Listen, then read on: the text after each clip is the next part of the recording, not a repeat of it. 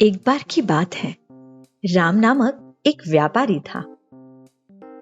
उसके पास एक गधा था। राम अपना सामान अपने गधे पर लादता और उसको ले जाकर मार्केट में बेचता था। वो मार्केट की जरूरत के हिसाब से दाल, सब्जी, कपड़े और मिठाइयां आदि बेचता था।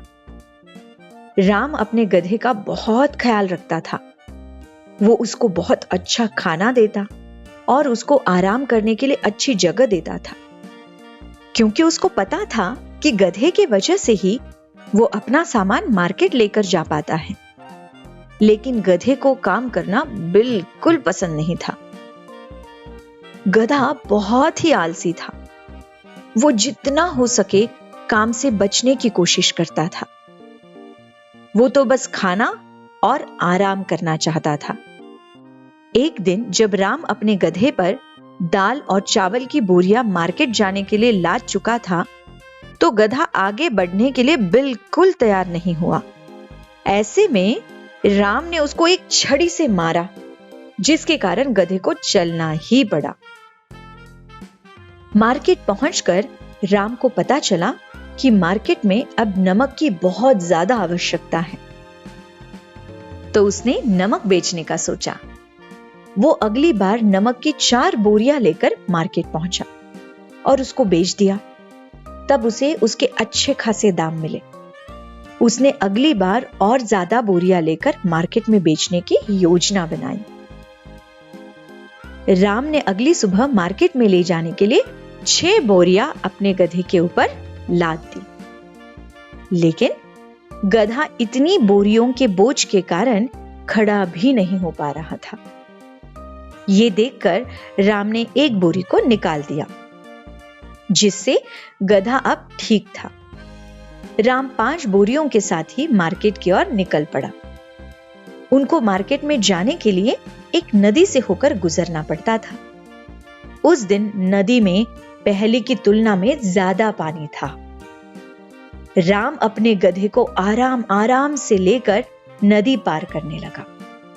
लेकिन बीच नदी में जाकर गधे का पैर एक पत्थर से टकराकर फिसल गया, जिससे गधा वहीं गिर गया। राम ने और एक व्यक्ति की मदद से जल्दी से गधे को बाहर निकाला और देखा कि गधे को कहीं चोट तो नहीं लगी।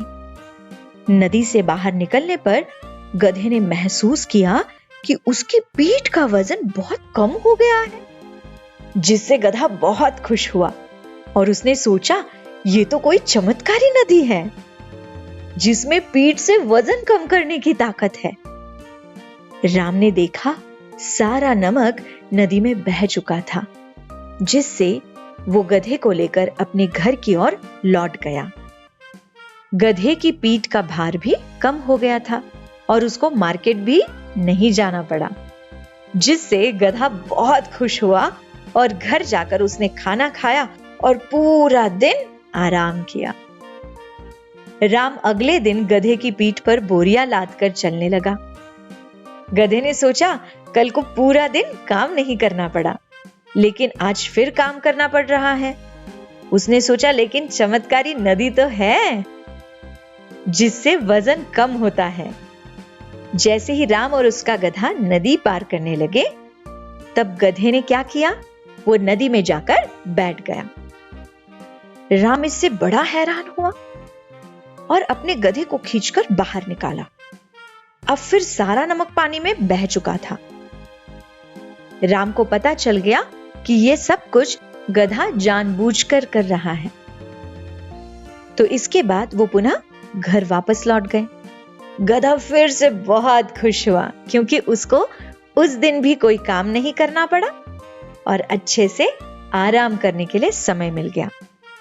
राम भी बहुत होशियार था। उसने अगले दिन एक तरकीब सोची और वो गधे पर बोरियां लादने लगा। गधे को थोड़ा भारी तो महसूस हुआ, लेकिन उसने सोचा, चमत्कारी नदी तो है ना, ये सोचकर वो सीधा चल पड़ा।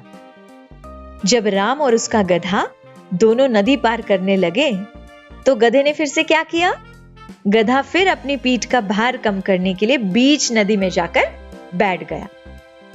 थोड़ी देर के बाद वो जैसे ही खड़ा हुआ तो उसकी पीठ बहुत दर्द करने लगी, क्योंकि पीठ का भार बहुत बढ़ चुका था। क्योंकि राम ने अब की बार नमक की जगह कपास की बोरियां भर दी थी। गधे के पानी में बैठने पर कपास ने सारा पानी सोख लिया और बोरियां भारी हो गई। गधा इससे बहुत परेशान हुआ और इस बढ़े हुए भार को लेकर उसे मार्केट भी जाना पड़ा। अब गधे को सबक मिल चुका था। इसके बाद उसने पुनः कभी भी नदी में बैठने का प्रयास नहीं किया। तो इस कहानी से हमें भी ये सीखना आवश्यक है कि कभी भी आलस नहीं करना चाहिए, क्योंकि आलस करने का नतीजा हमेशा बुरा ही होता है।